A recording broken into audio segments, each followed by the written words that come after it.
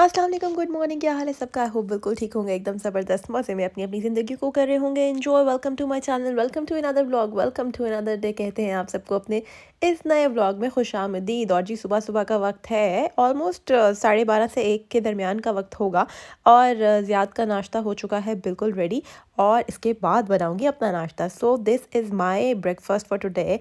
माई coffee, some beans, और साथ में मैंने लिया है एक ब्रोश बान विद सम एग्स। आज मैंने थोड़ा डिफरेंट स्टाइल से एग बनाने की कोशिश किया, लेकिन ये वाला जो स्क्रैम्बल्ड एग है ये इस पैन में सही नहीं बनता। इस बात का अंदाज़ा मुझे अच्छे से हो गया है। ये स्क्रैम्बल्ड एग कैसे बनता है इसकी रेसिपी मैंने देखी थी किसी को यूट्यूब पे बनाते हुए, एग सैंडविचेस, वहाँ से मैंने इसको कॉपी किया है। It's not like normal egg, ये इसमें थोड़ा सा टेक्निक है, लेकिन वो क्या है, I will share it with you later. तो जी काफ़ी अरसे से जब से यहाँ आए, जब भी दाल बनाते हैं, मैं सिर्फ एक दफ़ा बहुत अच्छी बनी थी। पहले वो ला के कच्ची दाल उबाल के बनाते थे, but now it's not the same. उसमें चावल बॉईल करी, उसमें चावल इसलिए बॉईल करती हूँ because that is very light, और वो इसके ऊपर सबसे जल्दी क्विकली पानी गर्म करता है। अदरवाइज़ बिजली के चूल्हे पे जी भूल जाए आप। और राइस कुकर में मुझे राइस बनाना इसलिए पसंद नहीं बिकॉज उसमें पानी अंदर ही रहता है, आप उसको छान नहीं सकते। सो आई डोंट लाइक इट, इसलिए हम पतीले में बनाते हैं। लेकिन आज मुझे लग रहा है कि दाल अच्छी बन रही है। सेकंड टाइम जब से हम यहाँ शिफ्ट हुए हैं उसके बाद से। खैर अब हम टिन वाली दाल यूज़ करते हैं। पहले हम 2-4 दफ़ा हमने ला के ट्राई किया कि हम उसको खुद उबाल के बनाएं, बट वो हमारे साथ कुछ सही नहीं रहा experience. And now here is my parcel. So आपके साथ इसको भी अनबॉक्स करना है। सुबह से मैं वेट कर रही थी क्योंकि आज इसकी डिलीवरी एक्सपेक्टेड थी। 2-3 दफ़ा मैं इसकी डिलीवरी की डेट चेंज कर चुकी हूँ because it's a surprise for Ziyad, और मैं नहीं चाहती थी कि वो ये देखे। इसलिए आज फाइनली जब वो घर पे नहीं था तो मैंने इसकी डिलीवरी मंगवाई है, और बस अभी अभी ये डिलीवर हुआ है। तो इसको ये सरप्राइज़ है, actually it's a surprise present for him. और ये मैं उसको दूंगी विद इन फ्यू डेज़, और फिर मैं आपको दिखाऊंगी कि क्या सीन है और क्या प्लानिंग चल रही है और क्या सारा कुछ है। तो अभी इसको जल्दी से ओपन करके देखते हैं, मतलब अल्लाह करे बिल्कुल ठीक हो और कोई प्रॉब्लम ना हो, कुछ टूटा हुआ ना और समथिंग लाइक दैट। बिकॉज काफ़ी दिन पहले मैंने इसको ऑर्डर किया था, लाइक मैंने इसको न्यू ईयर से पहले ऑर्डर किया था, और ये न्यू ईयर के बाद जाके मुझे डिलीवर हुआ। That is actually very very late, but that's okay for me because मेरे पास इनफ टाइम था। खैर अभी इसको ओपन करना है, इसको देखना है कि भाई सारा कुछ ठीक है या नहीं। और इसकी डिलीवरी वेरी अनएक्सपेक्टेडली आई भी बड़ी शाम को है, लाइक अराउंड 6:30 इसकी डिलीवरी आई है। तो मैं एक्सपेक्ट नहीं कर रही थी कि इतना लेट आएगी। खैर बॉक्स को मैंने जल्दी से ओपन कर लिया है, और सबसे पहले इसके अंदर से निकला है ये रिटर्न टिकट कि अगर कुछ टूटा हुआ है या आपको पसंद नहीं आया और समथिंग, जो भी आपकी रीज़न है। खैर अंदाज़ा तो मेरा ख्याल है अभी तक देखने वालों को हो ही गया होगा कि ये क्या चीज़ है, but still it is a surprise and I am actually very glad कि ये आ गया है timely. So this is the thing, और इस वक्त सब देख सकते हैं, और बॉक्स से डेफिनेटली अंदाज़ा हो गया, लेकिन इसके आगे मैं आपको नहीं दिखाऊंगी। तो जी इस टाइम खाना भी तैयार हो गया है, चावल बॉईल हो गए हैं, ज़बरदस्ती दाल बन गई है। क्योंकि tomorrow I am gonna be very busy, so मेरे पास टाइम नहीं हो खाना बनाने का। ऑल्दो आज के लिए हमारे पास खाना था, बट स्टिल मैंने सोचा कि क्यों ना हम एक स्पेयर खाना बना के रख लें। So that's a trick for me, जो मेरे लिए काम करता है एक्चुअली, कि जब भी मैं बिज़ी होती हूँ या मेरा नेक्स्ट डे अगले 2 दिन में कोई प्लान होता है बिज़ी होने का या कहीं जाने का या वट, तो मैं क्या करती हूँ कि एक एडवांस में खाना बना के उसको इस तरह से बॉक्स में डाल के बंद कर ठंडा करूँगी इसको आराम से यहाँ पे रख के। जब ये ठंडा हो जाएगा इसको बॉक्स में डालूंगी और इसको स्टोर कर दूँगी फ्रिज में। उसके लिए मुझे सबसे ज़्यादा फीजिबल ऑप्शन भी चावल की लगती है, बिकॉज आपने सिर्फ उसको प्लेट में डालना होता है और गर्म कर लेना होता है। सो हम दोनों में से कोई भी आके उसको गर्म कर लेता है। मोस्टली तो ज़्यादा गर्म कर लेता है खुद ही से, और मुझे भी दे देता है जब भी मैं इस तरह से दाल चावल बनाती हूँ।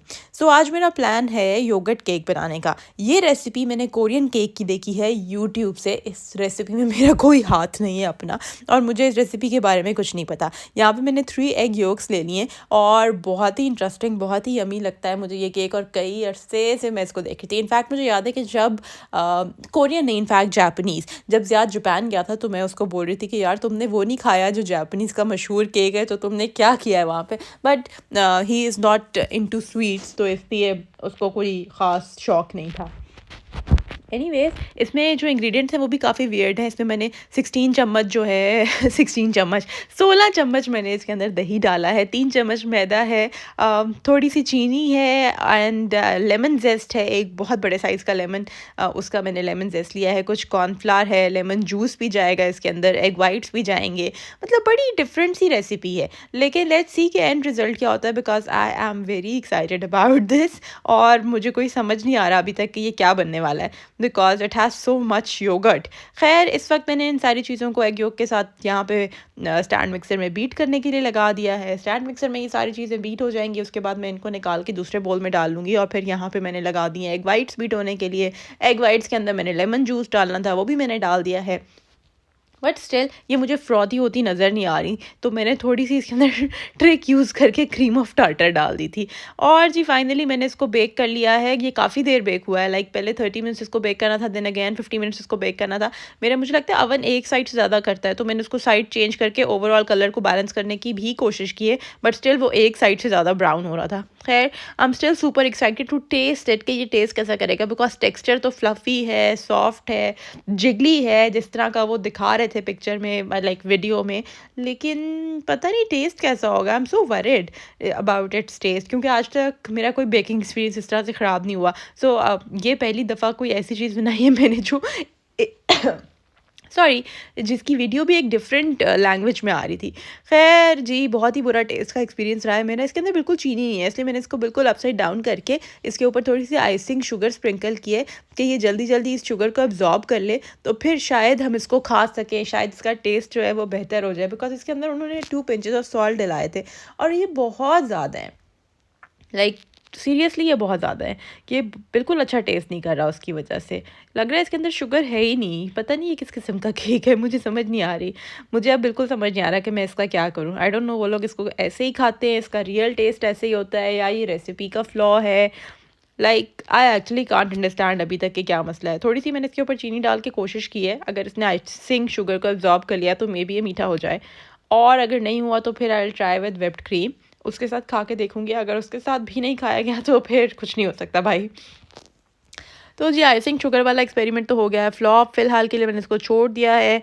और मुझे नहीं लगता कि हम इसके लिए कुछ भी और कर सकते हैं, क्योंकि समझ नहीं आ रहा। बहुत मतलब बहुत ही ज़्यादा इसका वियर्ड टेस्ट है। एक तो इसके अंदर योगर्ट है, देन इसके अंदर लेमन जूस है, लेमन जेस्ट है। I just love lemon flavour के केक, लेकिन ये इतना वियर्ड हो गया, मुझे कुछ समझ नहीं आ रहा कि अब मैं इसका क्या करूं।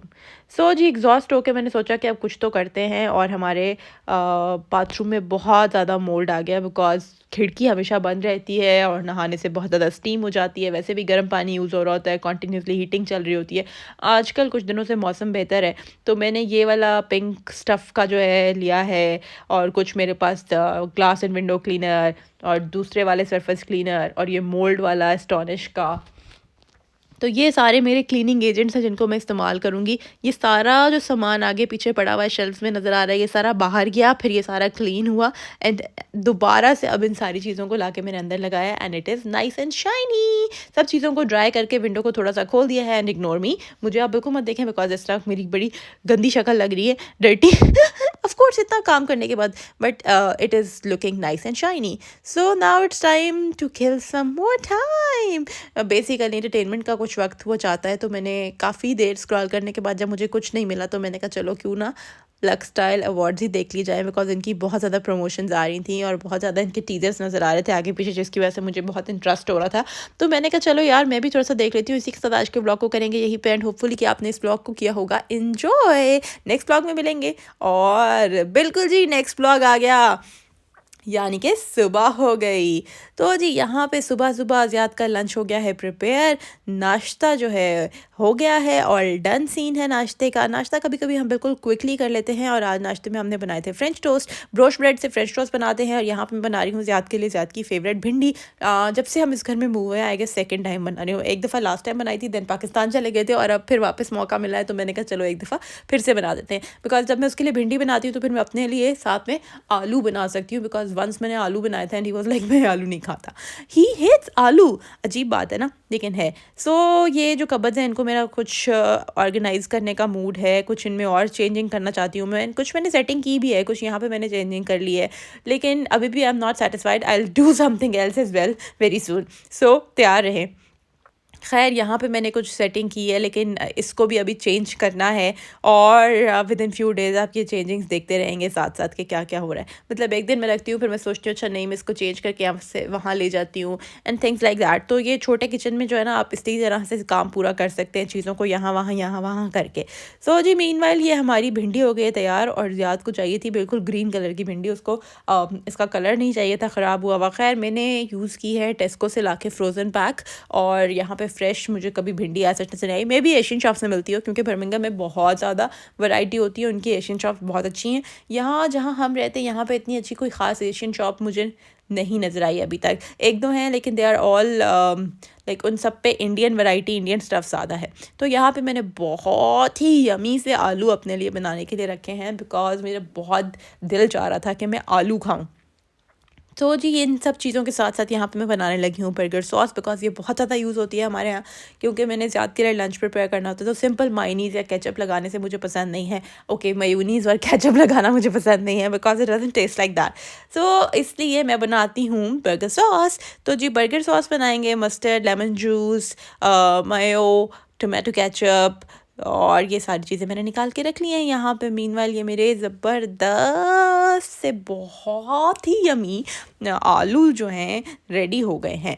एंड उसके बाद मैंने मीनवाइल इस वाली कबर्ड का ये सेकंड शेल्फ टूटा हुआ था काफ़ी टाइम से, इसको भी रिपेयर कर लिया है, और यहाँ पे मैंने अपने नीचे चावल सेट कर दिए हैं। इसके पीछे मैंने चीनी रख दी है एक्स्ट्रा, बिकॉज इस दफ़ा हम कॉस्को से बल्क में बड़ा पैकेट ले आए थे चीनी का, लाइक 5 किलो वाला, और अब उसको संभालना बहुत मुश्किल हो रहा था। तो खैर यहाँ पे मैंने कुछ अपनी मशीनें वगैरह रख दी हैं, पीछे मैंने दालें रख दी हैं, मैदा रख दिया है, और बेसन रख दिया है, और इस तरह से ये कबर्ड हो गई है मेरी रेडी। मैदा हम बहुत यूज़ करते हैं, बिकॉज मोस्टली मैं केक्स वगैरह बना रही होती हूँ, या फिर पैन केक्स बन रहे होते हैं, तो हमारे यहाँ इस तरह की चीज़ें बहुत यूज़ होती हैं। सामने सामने मैंने डेट्स और आलमंड्स और इस तरह की चीज़ें रख दी हैं, और ये कुछ साथ में मैंने इलेक्ट्रॉनिक्स रख दी हैं जिनको मैंने बार बार यूज़ करना। तो ऑल्दो इस कबर्ड में नीचे वाले पोर्शन में I have a switch as well, लेकिन फिर भी यहाँ पे रोज़ कबर्ड में घुस के कौन स्विच लगाए। पहले ये फटा, यहाँ पे सेकंड वाला जो था ना, इसका शेल्फ टूटा हुआ था। और ये देखेंगे ये सब करते करते बाहर हो गई है रात, लेकिन इतने मज़े का व्यू था, इतना क्लियर दिखाई दे रहा था मून, तो मैंने कहा चलो इसको कैप्चर करते हैं। लेकिन हमारे नेबर्स की चिमनी ने ला के बीच में धुआं कर दिया, मेरा सारा का सारा सीन ख़राब। आई होप कि आज का व्लॉग आपने एंजॉय किया होगा। फिर मिलेंगे, तब तक के लिए टेक केयर, बाय बाय।